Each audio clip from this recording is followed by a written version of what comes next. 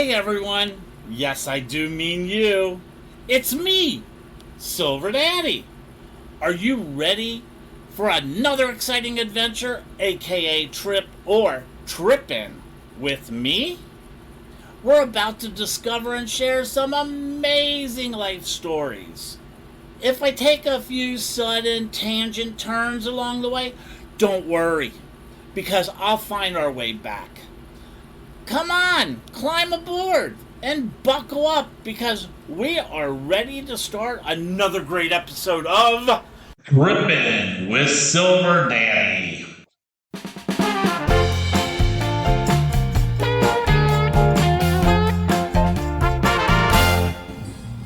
Hey everyone, welcome to Trippin' with Silver Daddy. And I am at Bill Bragg's Cape Florida State Park. Where am I? South of Miami. And I believe it's on, Key Biscayne Island. At the very end of it is a big state park. And it has one of the older lighthouses on it, which I just walked by. So if you hear me breathing heavily, it's because I just did my exercise for the week. I walked to the beach and back. Well, I actually walked to the lighthouse and back. But this is a really cool area. And I'm on a weekend, and it is crowded with people on the beach, in the picnic groves, having parties and cookouts.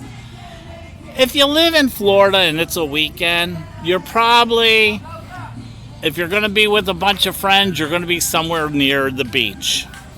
And this is a great location. The state parks that are on the beaches are a wonderful place to have family outings, friends outings, group outings, work outings on weekends, whatever. Is a great place to go because you can grill out and party. And there's a party going on right behind me, and they have their island music playing, and they're just enjoying cooking out and then having a great time. One of the things about this area is Key Biscayne is a national park out in the water, and we're going to talk more about that later in the show. But it's a great area just to get away and see what Florida probably looked like hundreds of years ago, because you have all kinds of native trees, especially the sea grapes. And the sea grapes is one of the trees in Florida that you're really not allowed to cut down. They grow along the beach, and these trees are very important when it comes to hurricanes and helping prevent beach erosions. I'm going to have a great time here. We're going to enjoy it. But first, you are going to listen to one of my sponsors. And when I come back, I have more things to talk to you about here from Bill Bragg's Cape Florida State Park. I'll be right back, everyone. Catfish Dewey's is my favorite place to eat because they have all you can eat. Hey, they have more than that. They have a regular menu, but I like my food. And on Monday, Tuesday nights, they have all you can eat shrimp. On Wednesday, it's the barbecue baby back ribs. On Thursday and Sunday, it's that Alaska snow crab legs. On Friday, it's the fried scallops. And on Saturday, it's the fried oysters and crawfish. Hey, Catfish Dewey's has been around for 40 years because they know how to do it right. Big family environment and has a great little bar inside the place. Let me just tell you, you need to go to Catfish Dewey's. They're conveniently located at 4003 North Andrews Avenue in Oakland Park, which is just north of downtown Fort Lauderdale. See you at Catfish Dewey's. Hey everyone, welcome back to Trippin' with Silver Daddy. And yes, I'm still here in the state park. It is really cool, and this lighthouse is incredible for many reasons. The Cape Florida Light, so they call the lighthouses known as just the Light, is a lighthouse on Cape Florida. So it's on the southern end of Key Biscayne. in Miami-Dade County's Bill Bragg's Cape Florida State Park. That's where I'm at. Did you know it's the oldest structure in Miami? The Lighthouse is a time capsule, basically, containing so much history about Florida. It was first erected in, I don't like using that word. I have to change that because it kind of reminds me of something else. It was first built in 1825, and the Cape Florida Light has survived like almost 200 years of erosions, dozens of hurricanes, an attack by the Seminole Native Americans, an explosion. Yet through all the tribulation, she still stands. And from the top of the wraparound balcony supplies a legendary view over Key Biscayne. In the north, you can see the world's famous Miami beaches. To the east, you have the Atlantic Ocean, home to the dolphins, the stingrays, and the manatees. In the south, the floating homes of Stiltville. And we're going to talk about Stiltville later. That's a really cool thing. Are visible over the water. And to the west, adventures you can see into the area of Cape Florida and Key Biscayne. When the lighthouse was originally built, she guided sailors around the Florida reef, helping them to avoid basically crashing into the reef. Today, she's renovated into what is a cultural landmark, and she's also been added to the National Register of Historical Places.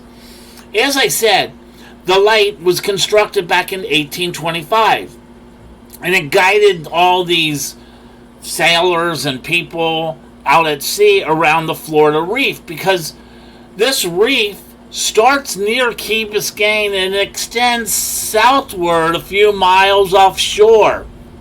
This is a huge reef area that we all love to go scuba diving and snorkeling over, but ships don't do well going over reefs. They kind of cut into the hulls back then, and that's why there's a lot of shipwrecks in this area. And in 2 years, the light celebrates its 200th birthday. It was operated by staff with some interruptions until 1878. Because in 1878, it was replaced by the Foley Rock Lighthouse. The lighthouse was put back into use in 1978 by the U.S. Coast Guard to mark the Florida Channel, the deepest natural channel into Biscayne Bay. But then the Coast Guards basically decommissioned it back in 1990. In 1996, the lighthouse was relit, meaning it is now operational again, and operated by the Florida Department of Environmental Protection. Before the lighthouse was built, Cape Florida was one of the places where slaves and Black Seminoles boarded ships for the Bahamas. This was known as the Saltwater Railroad, a migration that began when Spain transferred Florida's territories to the United States. Under the Spanish, many of the blacks, they were all free. But once U.S. started to take over Florida, and this was back in 1818, there was a lot of fear with the changes. Because Spanish Florida had been a slave refuge until President Andrew Jackson, a strong supporter of slavery, invaded in 1818. When the Americas took over Florida in 1819. And this takeover was created by the Adam-Onis Treaty. You remember that treaty, right? History class is now in session. This treaty is considered John Quincy Adams' greatest historical achievement as Secretary of State. Basically, in a nutshell, what this treaty did, it did several things, but it's also known as the Transcontinental Treaty. The provisions of the treaty set up the new boundaries for the territories of the United States and New Spain. Spain seceded East Florida and West Florida to the United States. Spain dropped all its claims on the Oregon Territory, and the United States dropped our claims on Texas. The United States territory spanned North America above the 42nd parallel. In a nutshell, it made the United States go from the Atlantic Ocean to the Pacific Ocean, and that's why it's called the Transcontinental Treaty.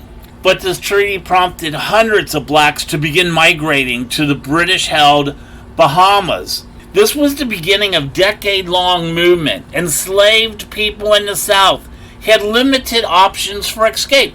There was the northern states and the Underground Railroad, which my hometown of Cincinnati was the free spot in Ohio where the Underground Railroad went to. Or they went to British Canada, and the only other place they really could go to was the Bahamas. And that was 154 miles away was the nearest island. During the 1820s, an estimated 300 Black Seminoles found passage from Key Biscayne to Andros Island in the Bahamas, and they went there by seagoing canoes. Can you imagine going 154 miles across the Atlantic Ocean in a canoe? Or they were on these Bahama wreckers preparing to leave Cape Canaveral. When the construction began in 1825 on the Lighthouse, it was on the Saltwater Railroad, and it really kind of hindered the Saltwater Railroad because of the bright lights of the lighthouse. When the lighthouse was helpful to the sailors offshore, but it wasn't really that helpful to those trying to escape at night. Although Cape Florida was less suitable as a departure point after the lighthouse was built, the Bahamas remained a haven for escaping slaves. But the lighthouse did provide a beacon of light for directional mapping. They were able to see the light and know which way to go at night. And they were able to get to the coast and find the awaiting boats to go to the Bahamas. The park carries a special significance as a designated National Underground Railroad Network 2 Freedom Sites. One of only 2 parks in Florida to hold this title. The other is Fort Jefferson in the Dry Tortugas. Hey everybody, when we come back from this break, you're going to be amazed of the personal story of Thompson and Carter and the light. We'll be right back. Cannonball 2023, A Whole New World, is October 26th to November 1st. There is so many things happening. You need to get to their website and make your reservations today before it is sold out. Go to cannonballbash.com. They have great events taking place this year. Once again, the foam party, the Sahara Gold Party. There's a spa excursion. Wow. The Jungle Queen. And there's also going to be flying carpet on the airboat tour. You know, and they have great food. The brunch with the queens. We have the Shamara dinner and the barbecue. Plus, there's the Mediterranean banquet and show. So much to do. Go to cannonballbash.com and check it out. Welcome back, everyone. Back to our story. And this is going to be about Thompson and Carter and the light. But also, you need to know a little bit more about some just general information. Like 1935, you remember that year, right? It was not a good year in South Florida because a major hurricane struck the island where the lighthouse was and basically put it under about 3 feet of water, and it damaged the lighthouse and the keeper's house, where the person who ran the lighthouse was pretty much destroyed. So it wasn't a good year. And the guy who was actually the first keeper of the lighthouse was Captain John Dubose. So he was here at this time when the hurricane came in, flooded the whole island. But also during this year was the Second Seminole War. The Seminoles, the Native Americans in South Florida, they attacked the few European American settlers in South Florida. And it actually started in January of 1936. And the Seminoles massacred the family of William Cooley. William Cooley had a plantation on the New River, and that's right where I live here in Fort Lauderdale. On hearing of this massacre and the settlers on the mainland around the Miami River crossing, they started to cross over Biscayne Bay to the Lighthouse. As the island was not considered safe, the settlers and John Dubose and his family, they all moved to Key West for refuge. In doing so, they kind of left the lighthouse in control of this John Thompson, who was second in charge. But before Thompson took over, the U.S. Navy came in from Key West. Key West was a big place for the Navy because it was the last island in the chain. And they brought some small work parties and they fortified the lighthouse. They added some boarding to the windows, and they added extra strong wood doors and everything. So they actually did a lot of work on the lighthouse, kind of making it more fortified in case there would be an invasion by the Seminoles. And they left the lighthouse, and John Thompson was in charge, and he was aided by Aaron Carter. And Aaron Carter was an African American. Came and did this in July, and at the end of July, only like 5 or 6 days later after they left, a band of the Seminoles attacked the lighthouse. Thompson and Carter reached the lighthouse tower. Thompson later talked about feeling rifle balls go through his clothes and hats. The Seminoles actually got to the door just after he turned the key to lock it. Thompson exchanged gunfire from the upper windows to the Seminoles. So this went on all evening.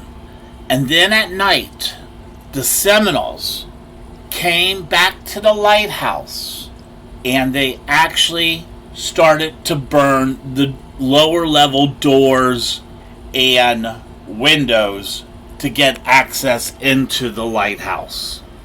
Unfortunately, when they set fire to the doors and the boarded up windows at the ground level, when they started this fire at the bottom of the lighthouse, at the doors and the windows, on the ground level was over 225 gallons of oil lamp for the light. And the oil caught fire. The fire took off, went up the walls of the tower. It caught Thompson's clothes on fire because they were soaked in the oil. And he and Carter, they had to go to the top tower, and they took a keg of gunpowder, some balls, and a rifle with them, and the two men cut away a part of the wooden stairs below them in the tower before being driven to the top. They were going to try to prevent the Native Americans from being able to get up to the top of the tower where they were going to have to hide out. But the fire and the flame kept building because of all the oil. And the whole interior of the building was on fire now. And it spread up. And basically, Thompson and Carter was on the outside of the top tower just lying there as the Native Americans, the Seminoles, was shooting things at them. Thompson decided, well, if we're going to go down, he didn't want to die a slow process. So he took that keg of gunpowder and he threw it down the lighthouse, knowing it would cause an explosion. And it did! A huge explosion. Blew up the whole top of the lighthouse. But they were outside of it and they were saved. The Native Americans just assumed they were all dead and they left. The next day, this explosion was so loud and so bright that there was actually some U.S. Navy schooners. And the schooner motto had heard the explosion and saw the light from the flames out of the top of the lighthouse. They actually came to the rescue of Thompson and Carter.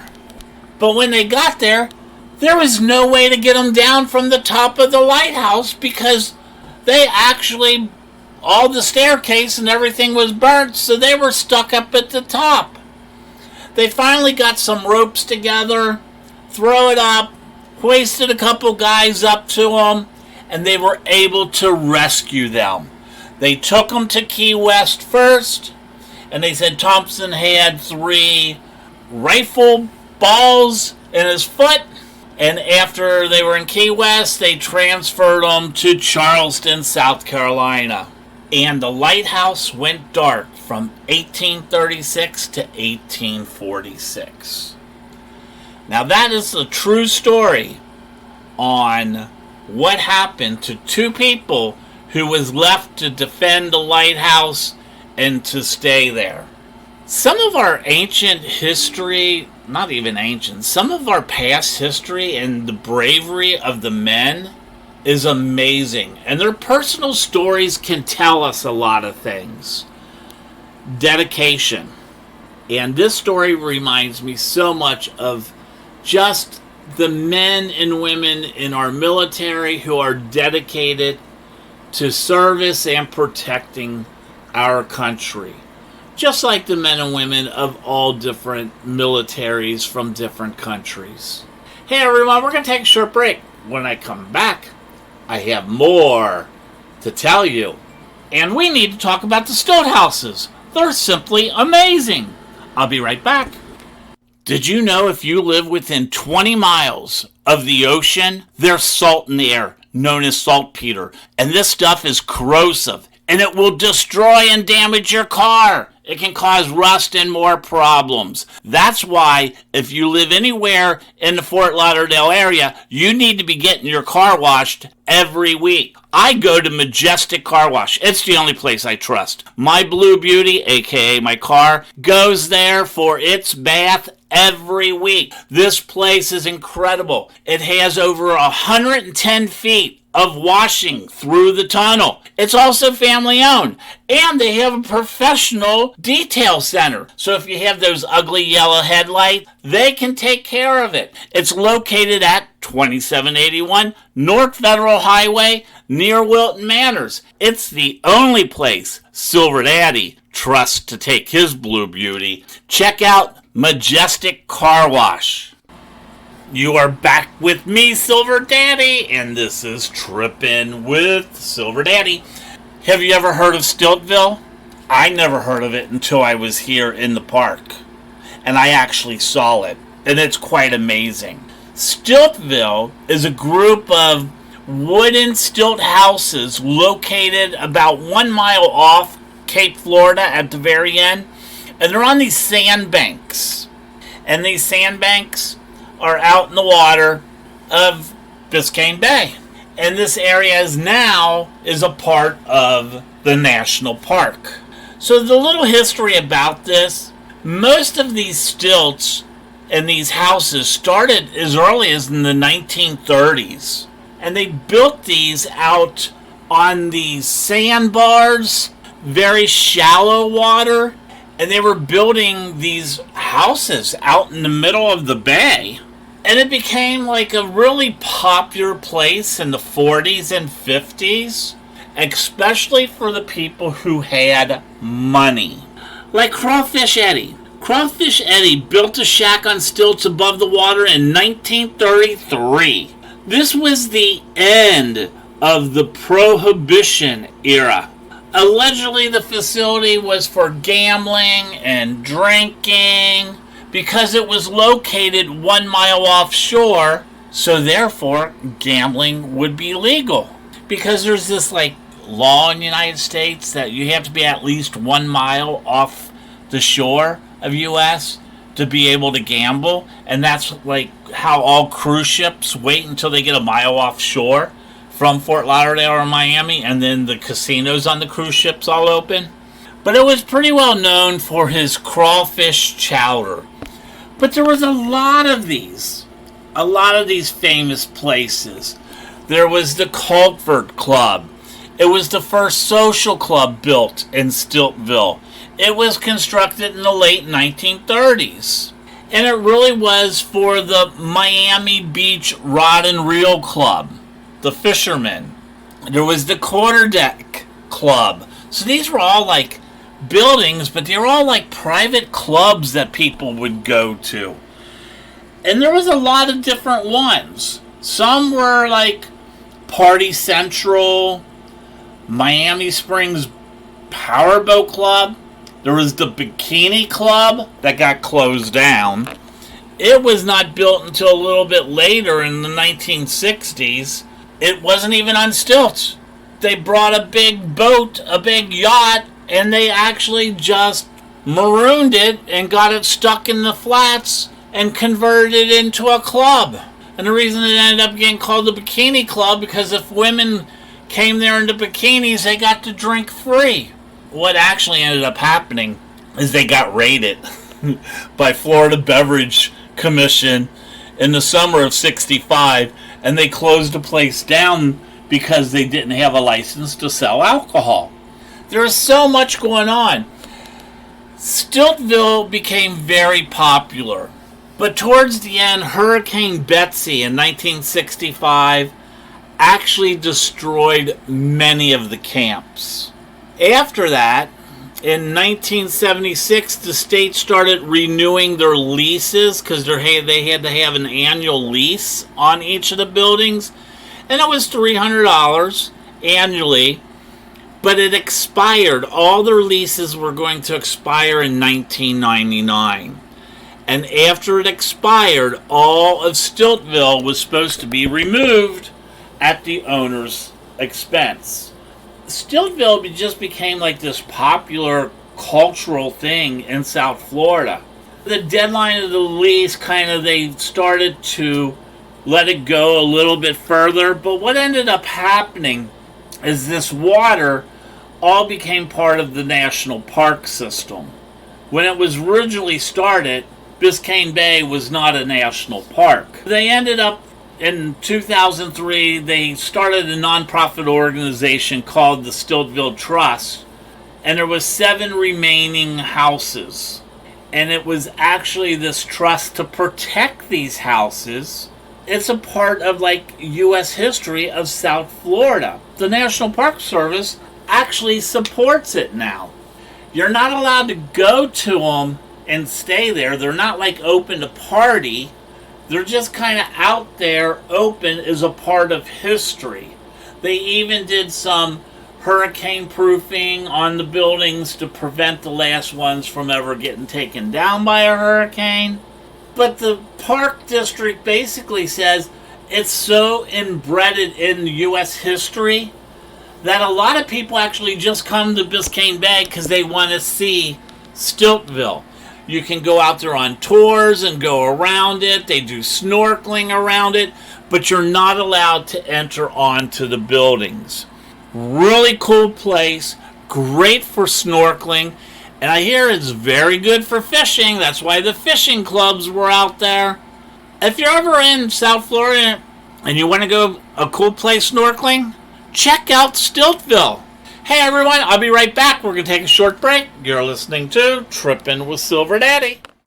When Silver Daddy needs to go shopping, you know where you'll find me. I'll be at Leatherworks. Let me tell you, the reason I love this place is because it is the premier fetish and leather shop in the Southeast. Not just in my area, but in the entire Southeast. You know, they are inclusive of all sexuality, genders, and body types. So even me, Daddy Bear, I can find things at Leatherworks. Their quality of their leather products is incredible. You know, they make a lot of the stuff in shop, but they only use the highest quality leather. You can join the Lifestyle Club program. You know, it offers discounts on in-store products and classes. Yes, classes. They offer classes and they have quarterly parties for the community. If you need to get something, you can go to leatherworks.com, and the works is WERKS. Go there and you can buy online. Sometimes we just don't realize how good we have it, especially where we live. I am so fortunate to be right here in this area. I mean, it's only about an hour drive to my house, from my house to get down to Cape Florida, Bill Bragg State Park, or Biscayne National Park. You know, Biscayne National Park is an American national park, and our national parks are important because there's something very special about them. And Biscayne, special because 95% of the park is actually water. And then the shores of the park are these extensive mangrove forests. And mangrove forests are so important to keep beach erosion when hurricanes come. The park includes a lot of small little islands. It also includes Elliott Key, and that's the park's largest island, and the northernmost Florida Keys. And it was formed from fossilized coral reef. The islands further north in the park are transitional islands. Transitional islands mean it's a mixture of coral and sand. The offshore portion of the park includes the northernmost region of the Florida Reef, one of the largest reefs in the world. Actually, it's the 5th largest reef in the entire world. It runs over 360 miles long. That's about 580 kilometers. And it's located in Florida, and it's actually the only coral reef in the United States. And it starts in South Florida by Miami and runs all the way through the Florida Keys into the Gulf of Mexico. So this coral reef starts in the Atlantic and goes all the way over to the Gulf of Mexico. They say that the reef itself is estimated its worth is over $9 billion in the state economy. Our reef brings in tourists and people spending money equivalent to $9 billion per year just to do things by the reef. Fishing, snorkeling, diving, boating. That's how important the reef is. But unfortunately, this reef is disintegrating faster than scientists was expecting due to acidification, the amount of acid in the water, and also warmth of the water. This summer down in the northern part of the Keys, the water in the ocean actually hit 100 degrees. And then that kills the coral, and 25% of all the ocean life lives in the coral reefs. So it's very important for us in Florida to be watching our reefs, preventing any type of pollution in that area. As I always say, your coral reef is kind of like your blood supply and how the rest of everything in the world relies on the coral reefs and the water. Biscayne National Park has like 4 different areas to it. You have the shoreline, which is the mangrove swamps, which I told you the importance of that. You have the shallow waters. You have the coral limestone keys. And then you have the offshore Florida reef. The shoreline, swamps, and mainland and the island mangroves, like right on the shore where the mangroves are, that provides a nursery for all this different type of larvae, fish, mussels, crustaceans, all the small little baby fish.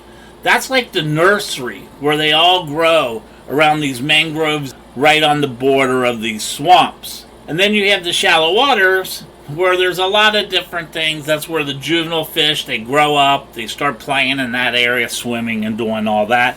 And you'll get some larger fish in there, predator fish looking for these smaller fish. In this area, you have a lot of seagrass. And seagrass is very important to the manatees. That's what the manatees eat. So this area has a big combination of juvenile fish, adult fish, seagrasses, sponges, soft corals. And then you have the Keys, and the Keys are covered with tropical vegetation. And they have a lot of endangered species, including different types of endangered cactus, palms, and then they also provide nesting for a lot of birds. You have the endangered sea turtles. And there's over 200 species of fish out there. There's whales. You name it. It's all here in the Florida Keys in South Florida. We even have saltwater crocodiles. Did you know that? This area is very important to the ecosystem and to the people of the United States. It is a national park. At one time, they were going to try to make it a part of the Everglades National Park, but that didn't go through. And then what happened, back in the 60s, they started building on the shores. I think there was a couple nuclear power plants and something else, and people then just started protesting against all this. The backlash against all this development of nuclear energy was really what designated and started the Biscayne National Monument, which later became the Biscayne National Park. I hope you enjoyed this. I have a great time whenever I'm down in this area. It is my sanctuary.